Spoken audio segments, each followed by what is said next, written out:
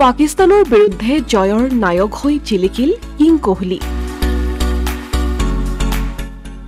বিৰাট কোহলিয়ে গঢ়িলে আন এক বৃহৎ অভিলেখ। পাকিস্তানক পৰাস্ত কৰি চেম্পিয়নছ ট্ৰফিৰ ছেমি ফাইনেলত ভাৰত। বেটছমেনৰ ৰূপত বিৰাট কোহলিয়ে ভংগ কৰিছে এটাৰ পিছত আন এটা অভিলেখ।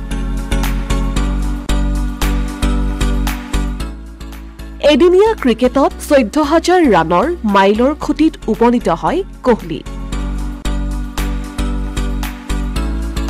বিৰাটৰ শতকেৰে পাকিস্তানক পৰাস্ত কৰি দেশবাসীক টীম ইণ্ডিয়াই দিলে জয়ৰ অনন্য সোৱাদ। পাকিস্তানৰ বিৰুদ্ধে দেওবাৰে অনুষ্ঠিত হোৱা ভাৰত বনাম পাকিস্তানৰ মেচখনত চমক দেখুৱাবলৈ সক্ষম হয় বিৰাট কোহলি।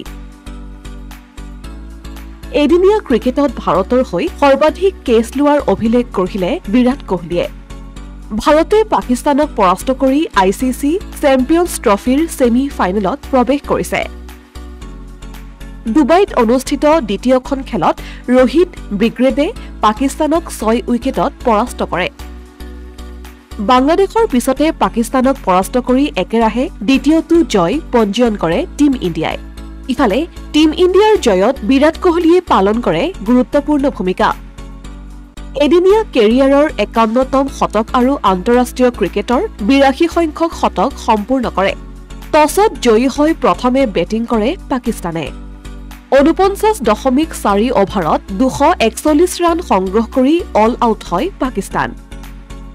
ইয়াৰ প্ৰত্যুত্তৰত ভাৰতে ৪২.৩ অভাৰত ৪টা উইকেট হেৰুৱাই লক্ষ্যত উপনীত হয়।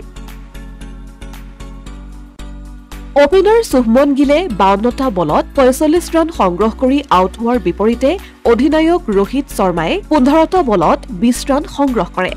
ইফালে ৮ ৰান সংগ্ৰহ কৰি পেভিলিয়নমুখী হয় হাৰ্দিক পাণ্ডিয়া। কুলদীপ যাদৱে সৰ্বাধিক ৩টা উইকেট দখল কৰাৰ বিপৰীতে হাৰ্দিকে ২টা আৰু জাদেজা, পেটেল আৰু ৰাণাই এটাকৈ উইকেট লাভ কৰে। ইয়াৰ লগতে ভাৰতে চেম্পিয়নছ ট্ৰফিত ২খন মেচত জয়লাভ কৰি প্ৰৱেশ কৰিছে ছেমি ফাইনেলত। Asomiya Pratidin digital desk.